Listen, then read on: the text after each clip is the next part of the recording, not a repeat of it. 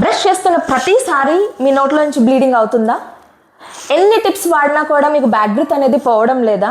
మీ doctor మీకు flop surgery చేసుకోవాలని చెప్పారా? అయితే ఈ వీడియో మీకోసం. హాయ్ అండి, నేను మీ డాక్టర్ శ్వేత. ఈరోజు మన వీడియోలో అసలు ఫ్లాప్ సర్జరీ అంటే ఏంటి, ఎందుకు చేస్తారు, ఎలా చేస్తారు, దాని కాస్ట్ ఎంత, సర్జరీ తర్వాత అసలు ఏమేమి జాగ్రత్తలు తీసుకోవాలి అన్నీ కూడా సింపుల్ ప్రొసీజర్లో నేను మీకు ఈరోజు చెప్పేస్తాను. చాలా మంది పేషెంట్స్ నా దగ్గరికి బ్లీడింగ్ గమ్స్ అవుతున్నాయి, చిగుర్లు ఎర్రగా అయిపోతున్నాయి, ఉబ్బెత్తుగా అయిపోతున్నాయి, చిగుర్లన్నీ కిందకి జారిపోతున్నాయి, పళ్ళు ఊగుతున్నాయి, పస్సు వస్తుంది, బ్యాడ్ బ్రెత్, గమ్స్ అన్నీ కూడా ఎర్రగా అయిపోయి ఉబ్బెత్తుగా అయిపోతున్నాయి, ఇలాంటి సమస్యలతో వస్తారండి. చాలా మంది ఇవన్నీ ఉన్నా కూడా దానికంతటా అవే వెళ్ళిపోతాయి, డాక్టర్కి దగ్గర వెళ్ళక్కర్లేదు, దానికి సెల్ఫ్గా ఇంట్లో ఏమైనా రెమెడీస్ చేసేసుకోవచ్చు అని అనుకుంటారండి. ఇవంతా కూడా గమ్ ఇన్ఫెక్షన్ ఆర్ గమ్ డిసీజెస్కి ఒక సిమ్టమ్స్ అన్నమాట. ఖచ్చితంగా ఇలాంటివి ఉంటే డాక్టర్ దగ్గరికి వెళ్ళి చూపించుకోవాలి. అసలు ఇవన్నీ ఉండడం వల్ల మన నోట్లో ఏం జరుగుతుందో తెలుసుకుందాం. ఫస్ట్ ఆఫ్ ఆల్, మనం ఏదన్నా ఫుడ్ తీసుకున్నప్పుడు ఆ ఫుడ్ అనేది పళ్ళల్లో ఇరుక్కోవడం వల్ల ఆ పళ్ళ మధ్యన ఏంటి అంటే ప్లాగ్ అనేది ఫార్మేషన్ జరుగుతుంది. ఆ ప్లాగ్ అనేది హార్డన్ అయిపోయి టార్టర్ కింద ఫామ్ అవుతుంది. ఆ టార్టర్ అనేది చిగురు లోపలికి వెళ్ళిపోవడం వల్ల పంటికి చిగురికి మధ్యన ఒక గ్యాప్ ఫార్మేషన్ లా చేసేసి అది పంటికి చిగురిని సెపరేట్ చేసేస్తుంది. అలా లోపలికి వెళ్ళడం వల్ల గమ్ ఇన్ఫెక్షన్ అనేది స్టార్ట్ అవుతుంది. ఇలా పళ్ళకి మన చిగురికి మధ్యలో టార్టర్ ఉండడం వల్ల ఏదైతే మధ్యలో యూజువల్గా బోన్ సపోర్ట్ ఏదైతే ఉండాలో ఆ బోన్ సపోర్ట్ పోయి అందులో టార్టర్ అనేది ఫార్మేషన్ జరిగి మనకి పళ్ళు అనేది ఊగడం జరుగుతుంది. యూజువల్గా ఎర్లీ స్టేజెస్లో అంటే కొంచెం ప్లాగ్ ఉన్నప్పుడు మనం స్కేలింగ్ చేసి పాలిషింగ్ చేస్తే సరిపోతుంది. కానీ వన్ టార్టర్ ఫామ్ అయిపోయి అది డీప్ గమ్స్లోకి వెళ్ళిందంటే ఓన్లీ స్కేలింగ్ అనేది సరిపోదు, దానికి స్పెషల్గా ఫ్లాప్ ట్రీట్మెంట్ అనేది చేయాల్సి వచ్చే అవకాశం ఉండొచ్చు. అది కూడా ఎక్స్రే తీసుకున్నాక మీ పర్టికులర్ డాక్టర్ మీకు కన్ఫర్మ్ చేస్తారు. యూజువల్గా బోన్ లాస్ అయిపోయి ఇంకా బోన్ లాస్ అవుతుంది అని అనిపిస్తే కనుక ఆ టైంలో మనం ఫ్లాప్ సర్జరీ అనేది రికమెండ్ చేస్తాం. ఫ్లాప్ సర్జరీ ఎందుకు రికమెండ్ చేస్తాము అంటే ఇంకా ఫర్దర్గా పళ్ళు పాడవకుండా పళ్ళును కాపాడడానికి ఫ్లాప్ సర్జరీ అనేది రికమెండ్ చేస్తాం.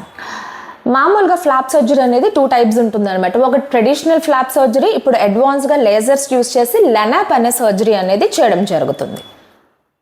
ఈ ట్రెడిషనల్ ఫ్లాప్ సర్జరీలో ఏం చేస్తామంటే ఏదైతే బ్యాక్టీరియా బోన్ లోపలికి వెళ్ళిపోయి బోన్ ఏదైతే ఇన్ఫెక్ట్ అవుతుందో అదంతా కూడా క్లీన్ చేస్తాం.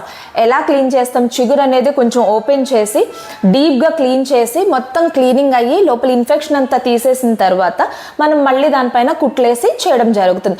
This is all like traditional method.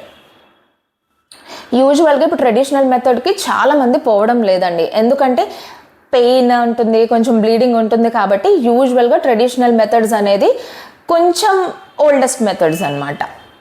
నా అడ్వాన్స్ దాంట్లో ఏంటి అంటే లేజర్స్ అనేది యూస్ చేస్తున్నాం. లేజర్ యూస్ చేసి ఫ్లాప్ సర్జరీ చేయడం అంటే ఏంటి అంటే దాని పేరు లెనాప్ అని అంటారనమాట. అసలు LANAP full form laser assisted new attachment procedure అని అంటారు. అది ఎలా చేస్తామంటే ఇట్స్ వెరీ పెయిన్లెస్ ప్రొసీజర్ అండి. జనరల్గా ఫస్ట్ డీప్ క్లీనింగ్ చేసి ఆ లేజర్ లైట్ పాస్ చేసి ఆ లేజర్ లైట్ ద్వారా ఏదైతే గమ్స్ లోపల అండ్ బోన్ ఇన్ఫెక్షన్ ఉందో ఎవ్రీథింగ్ క్లియర్ అయిపోతుంది. It's a painless procedure. మీకు బ్లీడింగ్ అనేది ఏముండదు, మళ్ళీ స్టిచెస్ వేయడానికి ఏమీ అవసరం ఉండదు. ఈ ఫ్లాప్ సర్జరీ ఐదర్ ట్రెడిషనల్గా వెళ్ళినా లెనాప్ లేజర్ ప్రొసీజర్కి వెళ్ళినా కూడా మనం ఫైనల్గా ఏం అచీవ్ చేస్తాము అంటే గమ్స్ లోపల ఏదైతే ఇన్ఫెక్షన్ ఉందో అదంతా తీయడం జరుగుతుంది. ఏదైతే బోన్ లాస్ జరుగుతుందో అదంతా మనం స్టాప్ చేసి మళ్ళీ గమ్స్ అనేవి చిగురికి అతుక్కునేలాగా అది హెల్ప్ చేస్తుంది. ఫ్లాప్ సర్జరీ పెయిన్ఫుల్లా అని చాలామంది అడుగుతారండి. యూజువల్గా ఎర్లియర్ ట్రెడిషనల్ మెథడ్లో మనం ఏంటంటే చిగురు ఓపెన్ చేయడము, క్లీన్ చేయడము, మళ్ళీ కుట్లేయడం అది కొంచెం పెయిన్ఫుల్ ఉండేది. బట్ నౌ మనం అడ్వాన్స్డ్గా లేజర్స్ యూస్ చేస్తున్నాం కాబట్టి లోకల్ అనెస్థీషియాలోనే పెయిన్ లేకుండా, బ్లీడింగ్ లేకుండా, అలాంటి సూచర్స్ లేకుండా చేస్తున్నాం కాబట్టి it's a painless treatment, absolute painless treatment. అసలు ఈ ఫ్లాప్ సర్జరీ ఎవరికి అవసరం అనేది ఫస్ట్ మీరు డెంటిస్ట్ దగ్గరికి వెళ్తే డెంటిస్ట్ క్లినికల్గా యాజ్ వెల్ యాజ్ ఎక్స్రేస్ చూసుకుని దాన్ని బట్టి డయాగ్నోసిస్ చేస్తారు ఇది అవసరమా లేదా అని. యూజువల్గా ఎక్కువ బ్లీడింగ్ గమ్స్, కంటిన్యూస్గా బ్లీడింగ్ గమ్స్ అవ్వడము, చిగుళ్ళు ఇన్ఫెక్షన్ రావడము, పళ్ళు ఊగడము, డీప్ పాకెట్స్, బోన్ లాస్ అనేది ఎక్స్రేలో కనిపిస్తే యూజువల్గా ఫ్లాప్ సర్జరీ అనేది ప్రిఫర్ చేస్తారు. ఫ్లాప్ ట్రీట్మెంట్ చేయించుకున్న తర్వాత పోస్ట్ ఆపరేటివ్ ఇన్స్ట్రక్షన్స్ ఏంటో తెలుసుకుందాం. ట్రెడిషనల్ మెథడ్లో ఫ్లాప్ సర్జరీకి వెళ్తే గనక కుట్లు వేస్తాం కాబట్టి అది 7 to 10 డేస్లో మళ్ళీ కుట్లు ఇప్పించుకోవడానికి రావాల్సి వస్తుంది. 1 to 3 డేస్ మైల్డ్ స్వెల్లింగ్ అనేది వచ్చే అవకాశం ఉండొచ్చు. మొత్తం అంతా కూడా గమ్స్ హీల్ అవ్వడానికి అట్లీస్ట్ లైక్ 3 months పడుతుంది. రెగ్యులర్గా చెకప్ అనేది రావాల్సి వస్తుంది. సో లెనాప్కి వెళ్ళినప్పుడు మనం కట్ చేయం, బ్లీడింగ్ అనేది ఏది రాదు కాబట్టి అసలు డౌన్ టైం అనేది ఏమి ఉండదు. అసలు ఫుల్ పెయిన్లెస్ ప్రొసీజర్. అండ్ ఆ రోజు మటుకు too much of spicy and too much of hot అనేది తినకుండా ఉండండి అని చెప్తాము. పోస్ట్ ఆపరేటివ్ ఇన్స్ట్రక్షన్స్ అనేది ఏమీ ఉండదు. మీ నార్మల్గా మీ గమ్స్ హీలింగ్ అనేది 1 to 2 monthsలో అయిపోతుంది. బ్రషింగ్ కూడా నార్మల్గానే చేయొచ్చు. ఫ్లాప్ సర్జరీ చేయించుకున్న తర్వాత ఏమేమి ఇన్స్ట్రక్షన్స్ ఫాలో అవ్వాలి తెలుసుకుందాం. ఎక్కువ ఎక్సెసివ్గా స్పిట్ అనేది చేయకూడదు ఫస్ట్ 24 hours వరకు. స్లైట్ బ్లీడింగ్ అనేది కామన్. యూజువల్గా బ్రష్ అనేది యూజ్ చేయకుండా ఫింగర్తో ఆ రోజుకి వరకు బ్రష్ చేసుకోండి. యూజువల్గా soft foods and non spicy అనేది తీసుకోవడం మంచిది. Drink lots of water. Prescribed mouth wash అనేది ఇస్తాము. ఆ మౌత్ వాష్ అనేది గార్గిల్ చేసుకోవాలి. యాంటీబయాటిక్స్ ఏమైనా అవసరం ఉంటే ఇవ్వడం జరుగుతుంది.